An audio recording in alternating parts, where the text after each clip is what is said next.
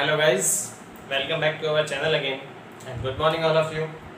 हम डिस्कस कर रहे थे 15th चैप्टर न्यूक्लियर फिजिक्स के बारे में और लास्ट क्लास में हमने बात करी थी रेडियो एक्टिविटी यानी रेडियो सक्रियता। क्या होता है? भारी नाभिक में से अदृश्य विकिरणों का उत्सर्जन होता है स्वतः ही, और इस घटना को हमने रेडियो एक्टिविटी यानी रेडियो सक्रियता कहा था। साथ ही हमने रदरफोर्ड सोडी के रेडियो एक्टिव विघटन के नियम के बारे में डिस्कस किया था, जो ये कहता है कि किसी भी सैंपल में जो विघटन की दर है वो उस सैंपल में ऑलरेडी प्रेजेंट नाभिकों की संख्या यानी सक्रिय नाभिकों की संख्या के समानुपाती होती है। ठीक है, और उसका मैथमेटिकल फॉर्मूला जो हमने डिराइव किया था वो ये था that n is equal to n0 t to the power minus lambda t, और इसके साथ ही हमने सक्रियता का भी एक फॉर्मूला देखा था जो था r is equal to r0 e to the power minus lambda t. दोनों ही इक्वेशन ये बताती है कि सैंपल में सक्रिय नाभिकों की संख्या भी चर घातांकी रूप से घटती है, मतलब पहले बहुत फास्ट, फिर स्लो और फिर बहुत स्लो, और सक्रियता स्वयं भी चर घातांकी रूप से घटती है, मतलब पहले सक्रियता फास्ट घटती है, उसके बाद स्लो हो जाती है, उसके बाद बहुत स्लो हो जाती है। ठीक है, अब समझिए, हम बात करते हैं कि रेडियो एक्टिविटी के ड्यूरेशन में होता क्या है। हमारे पास जो भी रेडियो एक्टिव सैंपल है, अगर हमारे पास कोई सैंपल है जो रेडियो एक्टिव है, तो उसमें सारे के सारे नाभिक सक्रिय नाभिक कहलाते हैं, एक्टिव नाभिक कहलाते हैं। ठीक, क्योंकि वो अनस्टेबल होते हैं। तो वो क्या करते हैं, अपने में से विकिरणों का उत्सर्जन करते हैं, और विकिरणों का उत्सर्जन होने के बाद वो सक्रिय नाभिक स्टेबल हो जाते हैं। यानी कि होता क्या है, जैसे जैसे वो विकिरणों का उत्सर्जन करेंगे सैंपल में से सक्रिय नाभिक कम होते जाएंगे, क्योंकि वो विकिरणों का उत्सर्जन करके स्टेबल हो जाएंगे, तो सैंपल में से सक्रिय नाभिकों की संख्या घटेगी। तो होगा क्या, एक पर्टिकुलर टाइम ऐसा आएगा जब सक्रिय नाभिकों की जो संख्या है सैंपल में वो प्रारंभिक सक्रिय नाभिकों की संख्या की आधी हो जाएगी, और उस पर्टिकुलर टाइम पीरियड को हम उस रेडियो एक्टिव पदार्थ का हाफ लाइफ यानी कि अर्धायुकाल कहते हैं। ठीक है, तो आज हम उसी के बारे में डिस्कस करेंगे। हमारा टॉपिक है अर्धायुकाल। तो मैंने क्या बताया, अर्धायुकाल बेसिकली वो समय अंतराल होता है जिसमें किसी भी रेडियो एक्टिव सब्सटेंस में सक्रिय नाभिकों की संख्या प्रारंभिक सक्रिय नाभिकों की संख्या की क्या रह जाती है, अधिक। फर्ज कीजिए कि हमारे पास किसी सैंपल में 5 लाख नाभिक है जो सक्रिय है, और उन सक्रिय नाभिकों में से विकिरणों का उत्सर्जन हो रहा है और सक्रिय नाभिकों की संख्या धीरे धीरे घट रही है, और हम ये मान लेते हैं कि 5 सेकंड बाद उसमें सक्रिय नाभिकों की संख्या 2.5 लाख रह जाती है। ठीक है, तो इसका मतलब वो जो 5 सेकंड है वो उस रेडियो एक्टिव पदार्थ का अर्धायुकाल कहलाएगा, क्योंकि उस 5 सेकंड में जो सक्रिय नाभिकों की संख्या 5 लाख थी उससे 2.5 लाख हो गई, मतलब आधी हो गई। तो अर्धायुकाल होता है वह समय अंतराल जिसमें रेडियो एक्टिव पदार्थ में सक्रिय नाभिकों की संख्या प्रारंभिक नाभिकों की आधी रह जाती है, उसे उस रेडियो एक्टिव पदार्थ का हाफ लाइफ यानी अर्धायुकाल कहते हैं। तो इसकी हम पहले डेफिनेशन दे देते हैं, उसके बाद इसको और थोड़ा डिटेल में डिस्कस करते हैं। चलिए, तो हम बात करते हैं हाफ लाइफ क्या कहलाता है। हाफ लाइफ वह समय अंतराल या वह समय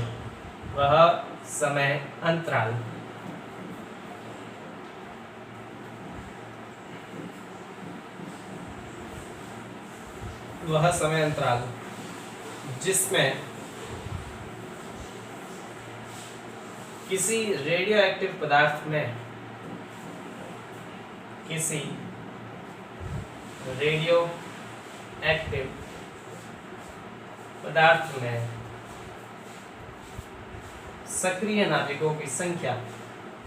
सक्रिय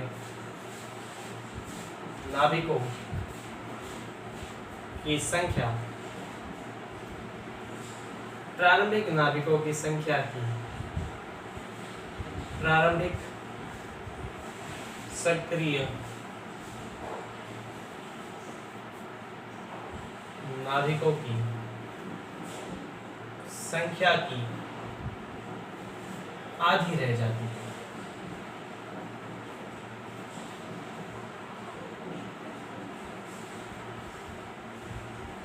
उसे रेडियोएक्टिव पदार्थ का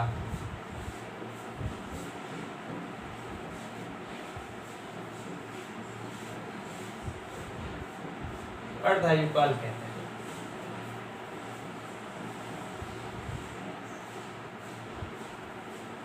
ठीक है, तो क्या डेफिनेशन बताई मैंने कि वह समय अंतराल जिसमें रेडियोएक्टिव पदार्थ में सक्रिय नाभिकों की संख्या प्रारंभिक सक्रिय नाभिकों की आधी रह जाती है, उस पर्टिकुलर टाइम को हम रेडियोएक्टिव पदार्थ का अर्धायुकाल कहते हैं। ठीक है, तो इसकी मैथमेटिकल एनालिसिस की अपन बात कर लेते हैं, इसका हम एनालिसिस देखते हैं। ठीक है, दो तरह से मैं इसके एनालिसिस को डिस्कस करूंगा। समझिए, हमने क्या डिस्कस किया था कि सक्रिय नाभिकों की संख्या किस प्रकार से दी जाती है, n इज इक्वल टू होता है n naught e to the power minus lambda t, जहां n सक्रिय नाभिकों की संख्या है, n नॉट प्रारंभिक नाभिकों की संख्या है t बराबर 0 सेकंड पर। लैम्डा क्षय स्थिरांक है जो अलग अलग रेडियोएक्टिव पदार्थ के लिए अलग अलग होता है, और t इसका समय है। सो लेट अस से this is equation first. Now अगर समय जो है t वो अर्धायुकाल के बराबर हो, किसके बराबर हो, अर्धायुकाल के बराबर। यहाँ t मैं अर्धायुकाल लिख रहा हूँ। ठीक है, कैपिटल T से मेरा मतलब है अर्धायुकाल। तो यदि समय अर्धायुकाल के बराबर हो, उस स्थिति में हमने क्या पढ़ा कि सक्रिय नाभिकों की जो संख्या है वो अर्धायुकाल में प्रारंभिक नाभिकों की क्या रह जाती है, आधी। तो अगर समय एक अर्धायुकाल के बराबर ले तो उस स्थिति में जो सक्रिय नाभिक मेरे पास बचेंगे वो इस प्रारंभिक नाभिक के क्या हो जाएंगे, आधे हो जाएंगे, यानी n नॉट अपॉन 2। क्या लिया मैंने, यदि समय एक अर्धायुकाल के बराबर हो उस स्थिति में सक्रिय नाभिक कितने बचेंगे, मैंने बताया अर्धायुकाल में सक्रिय नाभिक जो है वो प्रारंभिक नाभिकों के आधे रह जाते हैं। तो प्रारंभिक नाभिक कितने थे, n नॉट, तो n नॉट अपॉन 2। ये वैल्यू इसमें पुट करें तो मेरे पास क्या आ जाता है, मेरे पास आ जाता है n की जगह हम क्या पुट करेंगे, n naught upon 2 is equal to n naught e to the power minus lambda, और यहाँ पे आ जाएगा कैपिटल T। यहाँ n नॉट से n नॉट कैंसिल हो जाएगा, ये आ जाएगा 1/2 is equal to e to the power minus lambda t। जो पावर ऊपर पॉजिटिव होती है वो नीचे आने पर नेगेटिव हो जाती है, ये ऊपर नेगेटिव है तो नीचे आने पर पॉजिटिव हो जाएगी। ये आ जाएगा मेरे पास 1/2 is equal to 1/e to the power plus lambda t। Clear. अब इसका अपन लॉग ले लेते हैं। ठीक है, तो टेकिंग लॉग, लॉग का मतलब है बेस में e। ठीक है, और इसे अपन ln भी कहते हैं, बेस e को अपन ln भी कहते हैं। तो ln लिखो या log बेस e लिखो, एक ही बात है। 11th में मैं इसके बारे में डिस्कस कर चुका हूँ। तो यहाँ से मेरे पास आ जाएगा log base e of 1/2 is equal to, यहाँ आ जाएगा log बेस e ऑफ, ऊपर और नीचे आ जाएगा तो मेरे पास आ जाएगा 1/log base e, log base e of e to the power lambda t। ठीक है, इस स्थिति में हम क्या देखते हैं यहाँ पर, या फिर हम इसको उल्टा करके लिखे तो ज़्यादा बेटर रहेगा आई गेस। ठीक है, मैं इसको रफ कर देता हूँ और इसको उल्टा करके लिख लेता हूँ। ठीक है, हम यहाँ पे ये देखते हैं ये इसके इक्वल आएगा, तो in that case e to the power lambda t is equal to 2। Clear. अब अपन लॉग ले लेते हैं। So taking log base e है या फिर मैं इसको ln कहूँ, एक ही बात है। सो यह आ जाएगा log base e of e to the power lambda t is equal to log base of 2। यहाँ जब सेम बेस है तो इस स्थिति में ये कैंसिल हो जाएगा और मेरे पास क्या बच जाएगा, ये आ जाएगा direct lambda t is equal to log base 2। इसको मैं ln2 भी लिख सकता हूँ, एक ही बात है। यहाँ से मेरे पास अर्धायुकाल t इज इक्वल टू क्या आ जाएगा, log बेस 2 और अपॉन लैम्डा। इसको मैंने बताया कि मैं ln भी लिख सकता हूँ, तो ये आ जाएगा ln2 और अपॉन लैम्डा। और ln2 की वैल्यू मेरे पास फिक्स होती है जो होती है 0.693 और अपॉन लैम्डा। यानी किसी भी रेडियो एक्टिव पदार्थ का जो अर्धायुकाल है वो इस फॉर्मूले से दिया जाता है। देखिए इस फॉर्मूले से क्या क्लियर है कि अर्धायुकाल का मान क्षय स्थिरांक पर निर्भर करता है। अगर क्षय स्थिरांक ज़्यादा होगा तो अर्धायुकाल कम होगा, और क्षय स्थिरांक कम होगा तो अर्धायुकाल क्या होगा, ज़्यादा। और क्षय स्थिरांक को हमने कल डिफाइन किया था। क्षय स्थिरांक होता है प्रति परमाणु विघटन की दर, यानी प्रत्येक परमाणु कितना विघटन होता है। अगर प्रत्येक परमाणु विघटन ज़्यादा होता है तो ऑब्वियस सी बात है जल्दी विघटन होगा तो अर्धायुकाल कम होगा, और प्रति परमाणु विघटन कम हो रहा है मतलब विघटन में ज़्यादा समय लगेगा, मतलब अर्धायुकाल क्या होगा, ज़्यादा। तो ये किसी भी रेडियोएक्टिव पदार्थ के अर्धायु काल को शो करता है। अब हमने ये डिस्कस किया कि प्रत्येक अर्धायु काल के बाद रेडियोएक्टिव नाभिक में सक्रिय नाभिकों की संख्या, रेडियोएक्टिव सैंपल में सक्रिय नाभिकों की संख्या प्रारंभिक नाभिकों की क्या हो जाती है, आधी हो जाती है। इसका ये मतलब है, अगर मान लेते हैं कि स्टार्टिंग में किसी सैंपल में 10 लाख नाभिक है जो सक्रिय है, तो पहले अर्धायु काल के बाद सक्रिय नाभिक कितने हो जाएंगे, 5 लाख। दूसरे अर्धायु काल के बाद कितने हो जाएंगे, 2.5 लाख। तीसरे अर्धायु काल के बाद उसका भी आधा, चौथे अर्धायु काल के बाद उसका भी आधा। इस तरह हर एक अर्धायु काल के बाद सक्रिय नाभिकों की संख्या आधी आधी होती जाएगी। ठीक है, तो हम उसके बारे में भी डिस्कस कर लेते हैं। इसका आप स्क्रीनशॉट ले लीजिएगा इस, ठीक है। चलिए, तो इसको अपन रफ कर देते हैं और हम आगे डिस्कस करते हैं। इसको रफ कर देते हैं गाइस। ये अर्धायु काल का फॉर्मूला है रेडियोएक्टिव पदार्थ के लिए, तो इसको अपन रफ कर देते हैं। चलिए, हम बात करते हैं अर्धायु काल और समय के बीच में सक्रिय नाभिकों की संख्या और समय के बीच में अगर हम ग्राफ बनाना चाहे तो उस ग्राफ के लिए हम किस तरह की कैलकुलेशन करेंगे। चलिए, तो हमने ये देखा कि प्रत्येक अर्धायु काल के बाद सक्रिय नाभिकों की संख्या आधी हो जाती, तो हम दो तरह से इसको समझने का प्रयास करें। चलिए, फर्स्ट मेथड हम क्या देखते हैं, मान लेते हैं कि किसी सैंपल में प्रारंभ में नाभिकों की संख्या, सक्रिय नाभिकों की संख्या n0 है। So let initial number of active nuclei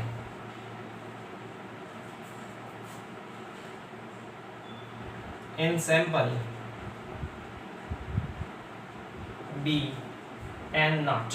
मान लेते हैं कि प्रारंभ में जो एक्टिव न्यूक्लियाइस है, सक्रिय नाभिकों की संख्या n0 है। ठीक है, और प्रथम अर्धायु काल के बाद सक्रिय नाभिकों की संख्या आधी हो जाएगी। तो प्रथम अर्धायु काल के बाद की बात करें, प्रथम अर्धायु काल के बाद, प्रथम अर्धायु काल के बाद की बात करें, यानी t बराबर किसके लिए, कैपिटल T के लिए, जब समय प्रथम अर्धायु काल के बराबर हो, इस स्थिति में जो सक्रिय नाभिक बचेंगे n1, वो कितना आ जाएंगे, प्रारंभिक नाभिकों की संख्या का आधा आ जाएगा। n1 इज इक्वल टू प्रारंभिक नाभिकों की संख्या का आधा। इसको मैं किस तरह से लिख सकता हूँ, इसको लिख सकता हूँ n0 अलग से और इंटू 1/2 टू दी पावर 1 लिख सकता हूँ। ठीक, इसको मैंने इक्वेशन 1 दे दिया। अब अपन दूसरे अर्धायु काल की बात करते हैं। तो दूसरे अर्धायु काल के बाद, दूसरे अर्धायु काल के बाद, यानी अगर समय t का मान 2 अर्धायु काल के बराबर होगा। ठीक है, इस स्थिति में जो सक्रिय नाभिक मेरे पास बचेंगे n2, वो इससे पहले वाले नाभिक के आधे हो जाएंगे। इससे पहले वाले नाभिक कितने थे, n1 थे, तो वो आ जाएंगे n1/2। अब देखिए, n1 को अपन ने क्या लिखा है, n1 की वैल्यू तो ये है मेरे पास n0/2, तो ये आ जाएगा n0/2 और इसके नीचे /2, तो इसको क्या लिख सकते हैं, n0/2 इंटू 2, और इसको लिख सकते हैं n0 1/2, और ये कितनी है घात, ये घात आ जाएगी 2। क्लियर। इसी तरह से तीसरे अर्धायु काल की बात करें, तीसरे अर्धायु काल के बाद सक्रिय नाभिकों की संख्या की बात करें, मतलब t का मान किसके बराबर ले अपन, कैपिटल 3t के बराबर। तो इस स्थिति में सक्रिय नाभिकों की संख्या इससे पहले वाले नाभिकों की आधी हो जाएगी, यानी n2 का आधा, याद आ जाएगा n2/2। n2 का मान किसके बराबर है, n0/2 इंटू 2 के बराबर। सो n0/2 इंटू 2, या फिर इसको मैं लिख सकता हूँ n0/2 to the power 2, n0/2 to the power 2 और अपॉन में 2 से ये आ जाएगा n0/2 टू दी पावर 3, यानी n0 1/2 टू दी पावर 3। इस तरह देखो, आप एल्गोरिथम समझ गए होंगे कि प्रथम अर्धायु काल के बाद सक्रिय नाभिकों की संख्या वो आएगी प्रारंभिक नाभिक की संख्या इंटू 1/2 टू दी पावर 1। दूसरे अर्धायु काल के बाद हम बात करें सक्रिय नाभिकों की संख्या, तो आ जाएंगी n0 into 1/2 to the power 2। अगर तीसरे अर्धायु काल की बात करें तो 1/2 टू दी पावर 3। तो इसी तरह nवे अर्धायु काल की बात करें, ठीक है, nवे अर्धायु काल के बाद, अर्धायु काल के बाद, nवें अर्धायु काल के बाद की बात करें, यानी t का मान किसके बराबर, कैपिटल N t के बराबर, इस स्थिति में यह आ जाएगा nn बराबर प्रारंभिक नाभिकों की संख्या n नॉट 1/2 टू दी पावर क्या आ जाएगी n। और ये one of the most important formula है गाइस, ठीक है, जिसका हम न्यूमेरिकल क्वेश्चन सॉल्व करने में यूज करें। तो इसका सीधा सीधा मतलब क्या है कि पहले नाभिकों की संख्या अगर मान लेते हैं कि 12 लाख थी, कितनी थी, 12,000 मान लेते हैं। स्टार्टिंग में नाभिकों की संख्या अगर कितनी थी, 12,000, तो प्रथम अर्धायु काल के बाद इनकी संख्या कितनी हो जाएगी, 6,000। फिर दूसरे अर्धायु काल के बाद इनकी संख्या कितनी हो जाएगी, 3,000। फिर चौथे अर्धायु काल, तीसरे अर्धायु काल के बाद इनकी संख्या कितनी हो जाएगी, 1,500। फिर चौथे अर्धायु काल के बाद इनकी संख्या कितनी हो जाएगी, 750। इस तरह इनकी संख्या जस्ट पहले सक्रिय नाभिकों की आधी हो जाएगी प्रत्येक अर्धायु काल के बाद। तो प्रथम अर्धायु काल में आधी हो गई, फिर इसकी आधी, फिर इसकी आधी, इस तरह हर अर्धायु काल में सक्रिय नाभिकों की संख्या प्रारंभिक नाभिकों की आधी हो जाएगी। और इसको इस इक्वेशन से अपन डिनोट करते हैं। ये तो हमने इस तरह से फाइंड आउट किया कि ये कुछ इस तरह की वैल्यू हमारे पास आएगी, लेकिन अगर हम इसको दूसरे और तरीके से फाइंड आउट करना चाहें तो कैसे होगा, उसके बारे में हम डिस्कस कर लेते हैं। चलिए, तो इसको मैं हम कर देते हैं रफ, इसका आप स्क्रीनशॉट ले लीजिएगा इस, ठीक है। चलिए, तो इसको अपन रफ कर देते हैं और एक दूसरा मेथड और देख लेते हैं। एज इट इज ही है वो भी मेथड, कोई ज़्यादा उसमें चेंजेस नहीं है। देखिए, हमने डिस्कस किया कि सक्रिय नाभिकों की संख्या n बराबर होता है n naught e to the power minus lambda t। ये किसी भी रेडियोएक्टिव नाभिक या रेडियोएक्टिव सैंपल में सक्रिय नाभिकों की संख्या को व्यक्त करता है। इसके अतिरिक्त यदि हम अर्धायु काल की बात करें तो हमने इक्वेशन पढ़ी, वी नो दैट, हमने क्या इक्वेशन पढ़ी अर्धायु काल के लिए, हमने इक्वेशन पढ़ी that t is equal to होता है log 2 और अपॉन कैपिटल अपॉन लैम्डा। ये आपने अभी पढ़ा था। अर्धायु काल के लिए हमने इक्वेशन पढ़ी थी कि अर्धायु काल जो होता है कैपिटल T वो होता है ln2 अपॉन लैम्डा। ln2 को हम log बेस e भी कहते हैं 2 अपॉन लैम्डा, दोनों एक ही बात है। तो यहाँ से अगर मैं लैम्डा की वैल्यू निकालूँ तो लैम्डा बराबर आ जाएगा log बेस e या फिर ln2, और लैम्डा इधर आएगा तो कैपिटल T नीचे, और इसी को मैं लिख सकता हूँ log बेस 2 और upon capital T। Equation second, equation second से हम लैम्डा की वैल्यू किस में पुट कर देते हैं, इक्वेशन फर्स्ट में। So equation second into equation first, so मेरे पास आ जाएगा n is equal to n naught e to the power minus, इस लैम्डा की जगह ये वाली वैल्यू आ जाएगी, तो क्या लिखेंगे अपन ln2 और अपॉन में कैपिटल T, अपॉन में कैपिटल T और इनटू स्मॉल t, ये आ जाएगा।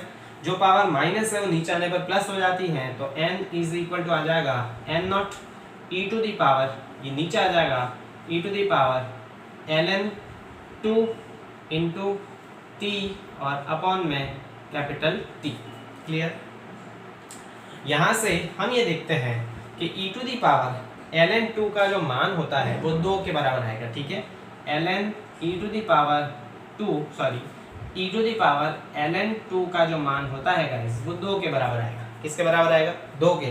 तो इस स्थिति में मेरे पास जो वैल्यू निकल के आ जाएगी वो वैल्यू क्या आ जाएगी, ये आ जाएगा n is equal to n naught upon 2 और इसकी power t upon capital T, ये आ जाएगा मेरे पास।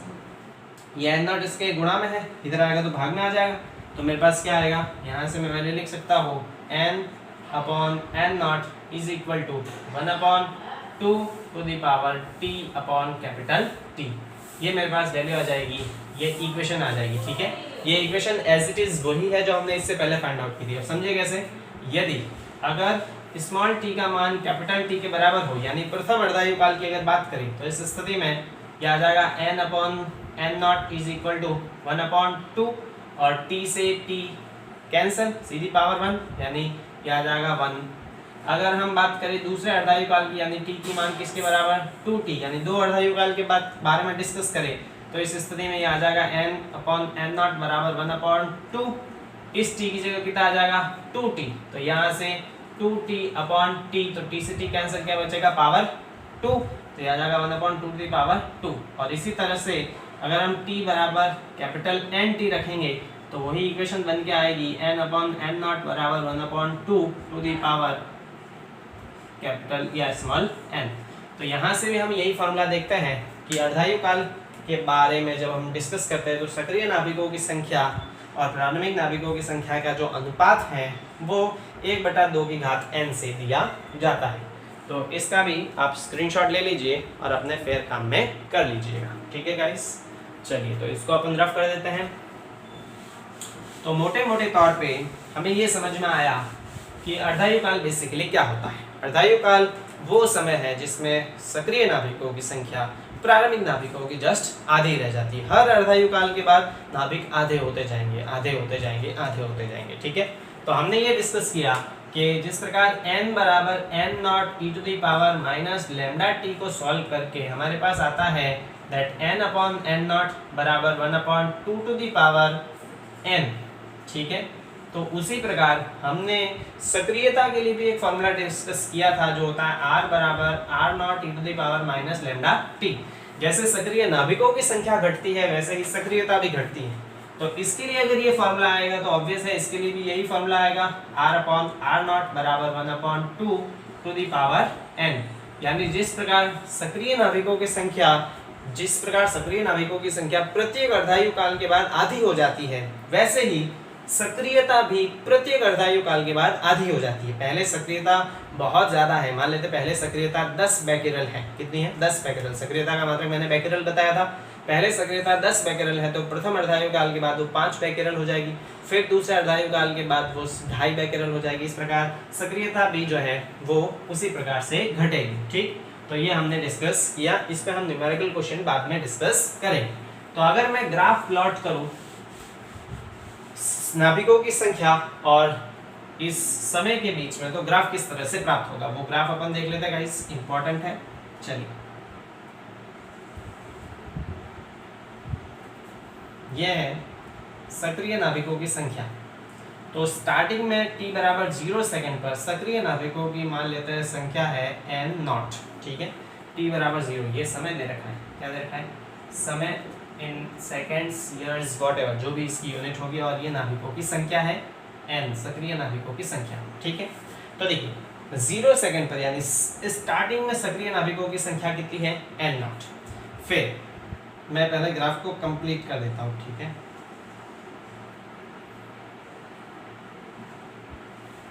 अब जैसे ही t का मान कैपिटल T के बराबर होगा, यानी प्रथम अर्धायु काल की बात करें तो सक्रिय नाभिकों की संख्या जस्ट प्रारंभिक नाभिकों की आधी हो जाएगी। तो पहले n थी, n0 थी, उसके बाद जस्ट कितनी हो जाएगी? n0/2 हो जाएगी, n0/2। ठीक है, तो ये वाला पॉइंट आएगा मेरे पास, ये वाला पॉइंट। प्रथम अर्धायु काल में सक्रिय नाभिकों की संख्या आधी होगी, दूसरे अर्धायु काल में इसकी भी क्या हो जाएगी? आधी हो जाएगी। तो दूसरे अर्धायु काल में इसकी भी आधी, मतलब n0/2 का भी आधा, n0/4 हो जाएगा। ये दूसरे अर्धायु काल में आ जाएगा जब t का मान किसके बराबर? 2t के बराबर। फिर तीसरे अर्धायु काल में इसकी भी आधी हो जाएगी। ठीक है, तो कितना आ जाएगा? n0/4 का आधा, n0/8। ये तीसरे अर्धायु काल में इसकी भी आधी। चौथे अर्धायु काल में इसकी भी आधी हो जाएगी, तो इसकी भी आधी कितनी हो जाएगी? n0/8 का आधा, n0/16। इस तरह से प्रत्येक अर्धायु काल में सक्रिय नाभिकों की संख्या जो है वो घटती जाएगी। समझ लीजिए, मैं एग्जांपल लेके भी बता देता हूँ। मान लेते हैं यहाँ पर 12,000 नाभिक थे। कितने थे? 12,000, t बराबर 0 सेकेंड पर। फिर प्रथम अर्धायु काल में जस्ट आधे हो जाएंगे, तो 12,000 के आधे कितने हो जाएंगे? 6,000 हो जाएंगे। क्लियर, ये 6,000 हो गए। फिर तीसरे अर्धायु काल में इसकी भी आधी हो जाएगी, 6,000 के आधा कितना होगा? 3,000 होगा, ये 3,000 हो जाएगा। फिर इसका भी आधा कितना हो जाएगा? 1500 हो जाएगा, ये 1500 होगा। फिर इसका भी आधा 750। इस तरह से प्रत्येक अर्धायु काल के बाद सक्रिय नाभिकों की संख्या प्रारंभिक नाभिकों की आधी आधी होती जाएगी। तो ग्राफ जो है वो हमें इसी प्रकार से प्राप्त होगा, चर घातांकी ग्राफ है। ठीक है, इस ग्राफ से एक और इम्पोर्टेंट चीज प्राप्त होती है गाइस, कि ये ग्राफ इस वाली एक्सिस को कहीं पे भी टच नहीं करेगा। कहीं टच नहीं करेगा मतलब अनंत पे टच करेगा। अनंत पे टच करने का मतलब है कि सक्रिय नाभिकों की संख्या, देखो हमने बात करी कि सक्रिय नाभिकों की संख्या आधी होगी, फिर आधी होगी, फिर आधी होगी, तो हमें ऐसा लगता है कि शायद सक्रिय नाभिकों की संख्या एक समय शून्य हो जाएगी, लेकिन ऐसा नहीं होगा। सक्रिय नाभिकों की संख्या अनंत समय में शून्य होगी, मतलब उसका पूरा विघटन अनंत समय में ही पॉसिबल है, उसका विघटन एक साथ पॉसिबल नहीं है। इसको दो तरीके से मैं समझा देता हूँ, समझ लीजिए। हमने क्या डिस्कस किया कि सक्रिय नाभिकों की संख्या होती है n बराबर n0 e की power minus lambda t। Clear. हम क्या देखते हैं यहाँ से, n बराबर इसको लिख सकते हैं n0 अपॉन e की घात लैम्डा t लिख सकते हैं। ये क्या दर्शाता है, ये दर्शाता है सक्रिय नाभिकों की संख्या। तो अगर सक्रिय नाभिकों की संख्या मुझे ज्ञात करनी है, ठीक है, तो यहाँ से ये इधर आ जाएगा, ये इसके नीचे चला जाएगा, e to the power lambda t बराबर आ जाएगा n0 अपॉन n। ये है सक्रिय नाभिकों की संख्या। मैं चाहता हूँ कि सक्रिय नाभिकों की संख्या 0 कब होगी, है ना, यानी कि n बराबर में 0 रख देता हूँ, तो इस स्थिति में e की घात लैम्डा t बराबर n0 अपॉन 0 और समथिंग अपॉन 0 कितना आता है, इन्फिनिटी। यानी कि सक्रिय नाभिकों की संख्या 0 कब होगी, जब समय का मान अनंत होगा, यानी अनंत समय तक इसका विघटन होता रहेगा। 12 से 6, 6 से 3, 15 से 750 इस तरह घटते जाएंगे, लेकिन सक्रिय नाभिक उसमें 0 कब होंगे, सारे के सारे विघटन कब हो पाएंगे, अनंत समय पर ही विघटन पॉसिबल है। और इसका मतलब ये ग्राफ इसको कहीं टच नहीं करेगा, अनंत पर टच करेगा। तो ये गाइस हमने डिस्कस कर लिया अर्धायु काल के बारे में। इससे आगे हम बात करेंगे माध्य आयु के बारे में, और उसके बाद हम इस पे कुछ न्यूमेरिकल क्वेश्चन सॉल्व करेंगे। तो मिलते हैं गाइस अगले वीडियो लेक्चर में। Thank you so much.